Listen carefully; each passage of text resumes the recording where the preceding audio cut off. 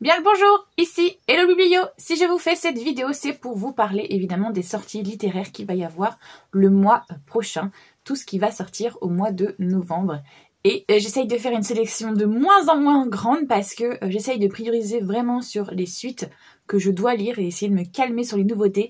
Mais il y a quand même quelque chose qui vont sortir et qui potentiellement pourront atterrir dans ma wishlist. Donc je les ai sélectionnés. Voilà, je vais vous mettre tout ça dans cette vidéo.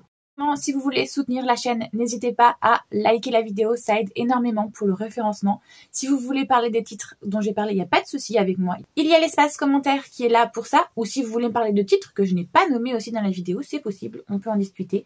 Je fais une liste exhaustive, donc c'est ce qui moi m'intéresse potentiellement, mais j'ai vu qu'il y a des sorties qui moi m'intéressent pas et dont je ne vais pas parler. Et puis évidemment, si vous souhaitez voir le reste de mes vidéos, n'hésitez pas à vous abonner. Je commence avec un roman qui n'est d'ailleurs pas en novembre, mais qui est le 31 octobre, et que je ne pense pas avoir parlé dans ma précédente vidéo. C'est un tome 2, c'est Supernova. On est sur du coup, alors si je me souviens bien du tome 1, parce que je n'ai pas lu le tome 1, mais il est dans ma wishlist. Je désespère qu'une de mes amies qui adore tout ce qui est cartomancie, astrologie et tout la médiumnité, me l'achète, parce que je pense que voilà, si elle savait le résumé, elle me l'achèterait direct. D'ailleurs, il va peut-être falloir que je le redise pour Noël. On est sur une histoire, je crois, d'une jeune femme qui fait partie du peuple des constellationnistes. Elle va le découvrir et du coup, elle va aller dans une académie spécialement pour ça. Je crois qu'il y a un truc autour justement des constellations et donc du signe du zodiaque, mais je n'en sais pas vraiment plus. Je l'ai vu passer et j'avoue que ce titre me plaît beaucoup parce que j'adore l'astrologie et tout ce genre de choses. Donc voilà, j'ai très hâte. Et en plus, si je me trompe pas, je crois qu'elle est Gémeaux. Aka, on se connaît, Team Gémeaux, on adore. Donc voilà, je voudrais bien lire ce titre. Et donc il y a le tome 2 qui va sortir le 31 octobre. Quitte à être dans tout ce qui est ésotérique, c'est pas vraiment un livre, mais c'est un dérivé d'un livre. Il va y avoir un tarot sur Witch and God qui va sortir le 6 novembre. Donc potentiellement, je pense que je vais aller voir en magasin à quoi ressemblent les cartes, parce que pour le moment, j'ai pas trop vu de visuel. Mais s'il m'intéresse, possibilité aussi qu'ils finissent dans ma wishlist. À cette même date, on va avoir Atalante de Cassandre Lambert qui va sortir. On est sur une réécriture mythologique. Je crois que c'est une jeune femme qui veut faire des épreuves sportives, pas genre les Jeux Olympiques, mais une connerie comme ça. Sauf que c'est réservé à l'élite masculine. Évidemment, elle, c'est une femme, mais elle va vouloir quand même y participer. Je n'ai lu de cette autrice que L'Empire des femmes, le tome 1.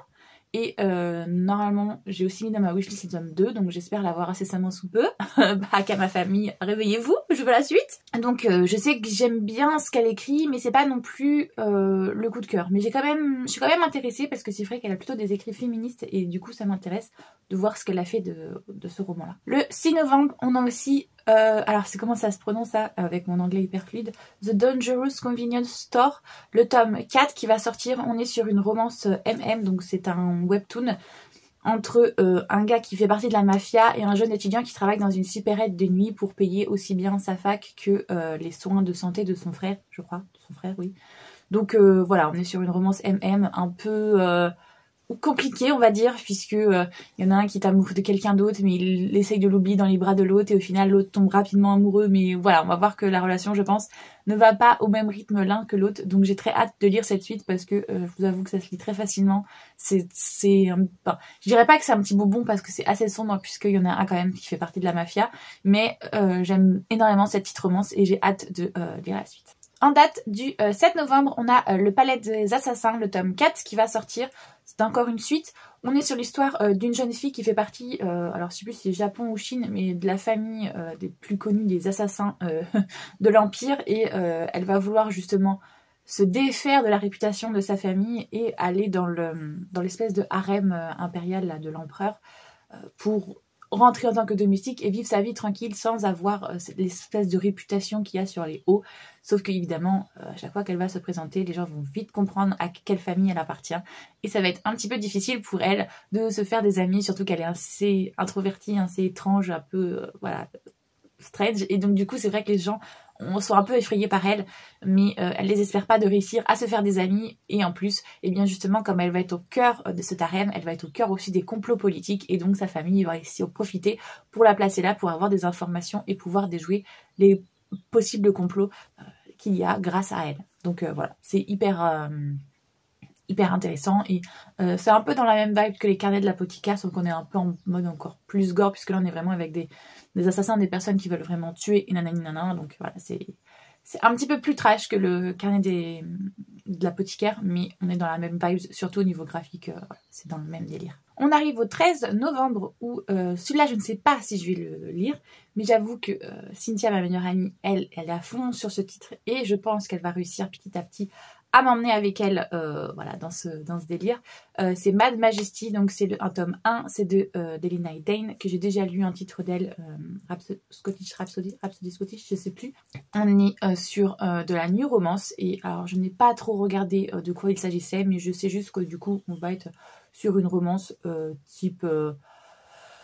comment dire ça, monarchique, hein. On va sûrement être avec un prince, un roi ou un vicomte ou je ne sais quel titre qu'il aura, et il va sûrement y avoir une jeune femme qui est à l'inverse pauvre, ou à l'inverse c'est elle qui sera dans la noblesse et lui qui sera pauvre. Enfin, je pense qu'il y aurait une connerie comme ça, ou peut-être un mariage arrangé, je ne sais pas, je ne sais absolument pas, je n'ai pas regardé le titre, je sais juste qu'elle n'arrête pas de m'en parler de celui-ci, donc je suppute que soit je vais l'acheter à cause d'elle, soit je vais lui emprunter. Voilà. À la même date, on va avoir le tome 3 de Absolu qui va sortir de Margot Dessen. J'ai lu le tome 1 qui doit être quelque part par là.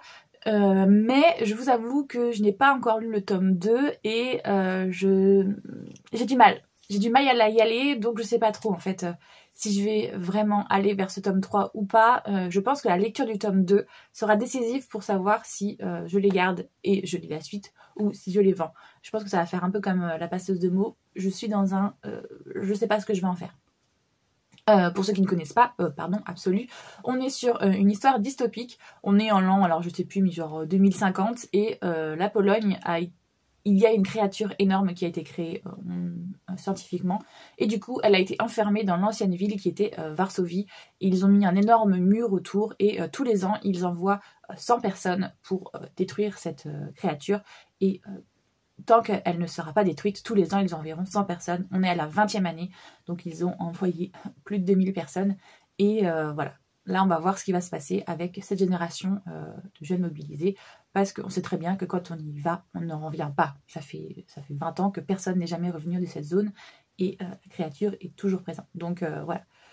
On va suivre 3 acolytes, je crois, et au fur et à mesure, en fait, ça va être vraiment un récit collégial. On va suivre de plus en plus de personnes, il y a de plus en plus de points de vue. C'est intéressant, c'est bien fait, il y a pas mal de suspense et tout, il y a des personnages que j'adore. Mais oui, je sais pas, je traîne à me rentrer dans le tome, à me mettre dans le tome 2, parce que je sais que j'avais énormément de mal justement à rentrer dans le tome 1. On l'avait lu pendant le FNR l'année dernière. Donc je sais pas, je vais voir ce titre-là potentiellement. Même date, on a le tome 2, c'est quoi? C'est La guerre des cœurs égarés. Donc c'est le pacte de sang, je crois, le tome 2. J'ai pas encore lu le tome 1, j'ai vu d'énormément bons retours dessus. Donc voilà. Je sais pas si je vais y aller. On est sur, je crois, une romantasy. C'est chez Bookmark. Et il y a une histoire, je crois qu'il y en a une qui est esclave. Et bon, je vais pas essayer de vous faire le speech. Je ne m'en souviens plus. Je sais juste que justement, il y a eu pas mal de retours assez positifs dessus. Donc il m'intéresse, mais je le regarde de loin parce que c'est pas forcément une de mes priorités à l'heure actuelle. Le 14 novembre, il va y avoir Phone Play, l'intégrale qui va sortir. Je vous avoue que j'ai déjà le 1 et le 2 et... je ne sais, j'ai vu qu'il y avait un préquel d'ailleurs qui va sortir, et je ne sais pas du coup si je vais acheter Phone Play l'intégrale. Je vous avoue que je préférais les versions brochées, les toutes premières versions. Voilà, maintenant le deuxième était sorti en poche, je crois, et ça m'avait pas du tout plu la manière qu'ils avaient fait ça. Bref, on s'en fiche, c'est pas là le propos. Je ne sais pas si j'achèterai l'intégrale. Ça dépend si y a le préquel dedans ou pas. S'il y a le préquel, je l'achèterai et je revendrai mes 2 premiers exemplaires. Sinon, non. Phone Play, c'est une histoire que j'avais beaucoup aimée. On est sur l'histoire à la base d'une jeune fille qui reçoit un SMS d'un inconnu qui lui dit en gros est-ce que tu veux jouer à un jeu avec moi? Si tu découvres mon identité, en gros tu me gagnes. Et vu que cette jeune fille s'ennuie à mourir dans sa vie, eh bien elle décide de jouer à ce jeu, et du coup ils vont apprendre à se connaître sans évidemment dire son nom, son adresse, voilà.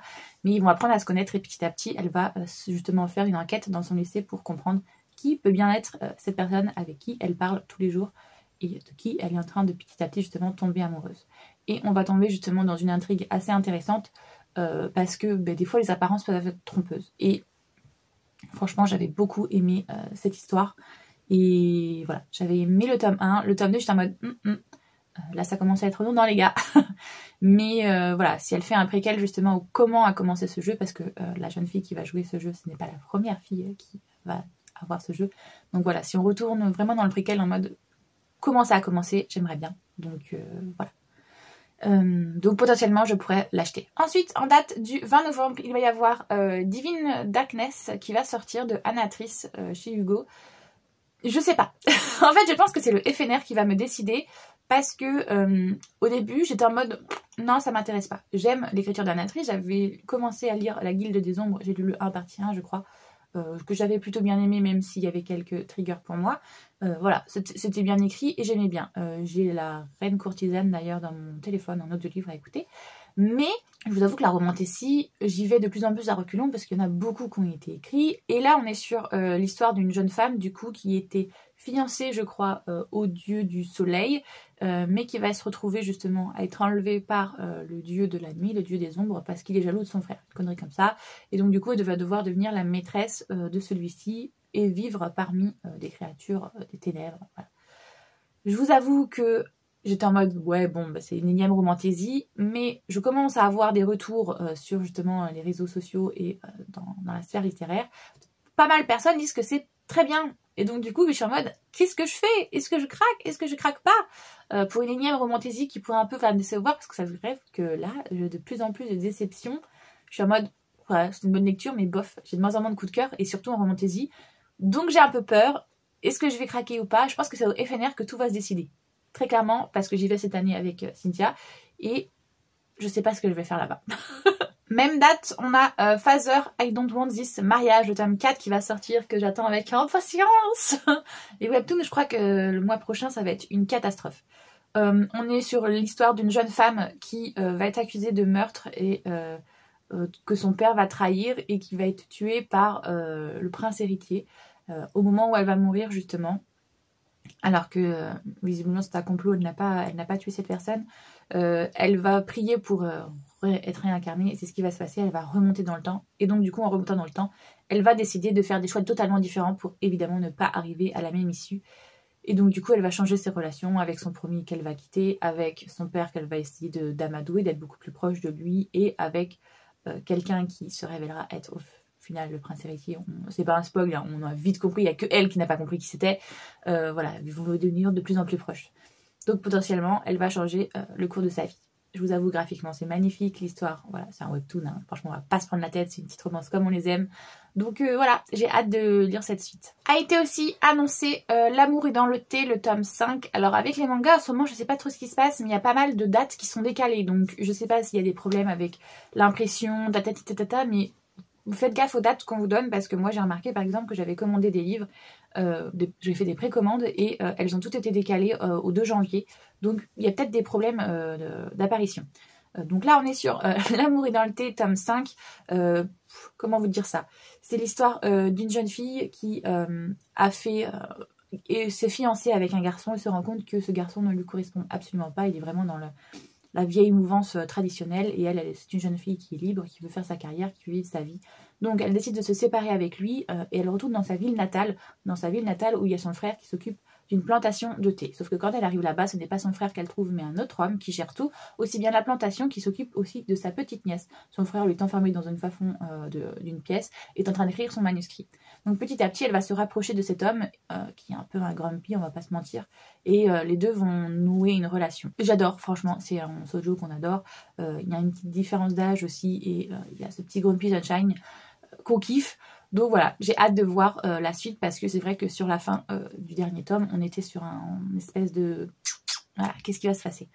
Donc hâte de lire. Le 21 novembre, on aura Business Proposal, j'arrive pas à le lire, hein, le tome 3 qui va sortir. On est sur l'histoire d'une jeune femme qui va vouloir rendre service à sa meilleure amie qui est une riche héritière, qui va aller à sa place à un date et qui va se retrouver en face de son patron et donc du coup qui va pas être très à l'aise mais qui va jouer la pire des garces histoire que eh bien justement il ne veuille pas revoir cette amie.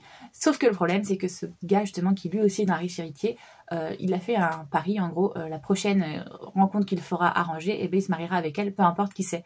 Et donc quand il tombe sur elle, et ben même si c'est une femme exécrable et tout, il décide de vouloir se mettre avec elle. Et donc on va voir justement comment la jeune fille va réussir à faire en sorte de se dépatouiller de cette relation alors qu'elle n'en veut pas parce que c'est son patron et qu'elle risque de perdre son boulot et qu'en même temps elle a essayé de rendre service à sa meilleure amie. Enfin bref, il y a tout plein de quiproquos qui vont s'imbriquer les uns dans les autres et donc c'est une petite romance que j'adore. Et pour finir, on a l'impérieux destin du docteur Elise, le tome 2 qui va sortir le 28 novembre. Je vous avoue que moi je lis surtout sur Webtoon, je ne sais pas si je l'achèterai en papier. Je verrai bien. On est sur l'histoire d'une jeune femme qui était une impératrice exécrable et qui du coup va se faire exécuter. Dans sa deuxième vie, elle va revenir dans notre période à nous en tant que chirurgienne et donc du coup elle va essayer de passer sa vie justement à sauver les gens pour faire une rédemption de sa première vie où elle était une impératrice affreuse et elle va mourir. Et donc du coup elle va avoir une troisième vie où elle revient dans sa première mais avant en gros l'élément déclencheur qui va faire qu'elle va devenir impératrice. Donc maintenant avec ces deux vies passées, elle décide de justement tout changer, de faire un monde honorable encore une fois et de devenir une impératrice, de pas devenir une impératrice justement pour ne pas devenir celle qu'elle est devenue. Elle veut rester médecin pour garder son rôle, sauf qu'elle est promise à l'héritier de l'Empire et donc potentiellement son chemin est tout tracé. Et donc elle va devoir faire des pactes et changer le cours de son histoire. Donc franchement c'est pareil, c'est un petit webtoon qu'on adore, qu'on ne se prend pas la tête et voilà, j'ai hâte de découvrir la suite. Je vous avouerai que je sais pas si je vais le prendre en papier, je le dis surtout pour vous parce que moi je suis sur Webtoon et donc du coup je vais essayer de le lire comme ça m'évitera d'acheter un bouquin en plus. J'espère que cette vidéo vous a plu, vous connaissez la chanson, si vous voulez soutenir la chaîne n'hésitez pas à liker la vidéo, ça aide énormément au référencement. Si vous souhaitez parler avec moi des titres dont je vous ai parlé ou des titres que j'ai pu oublier, il n'y a pas de souci, il y a l'espace commentaire qui est là pour ça. Et puis si vous souhaitez voir le reste de mes vidéos, n'hésitez pas à vous abonner.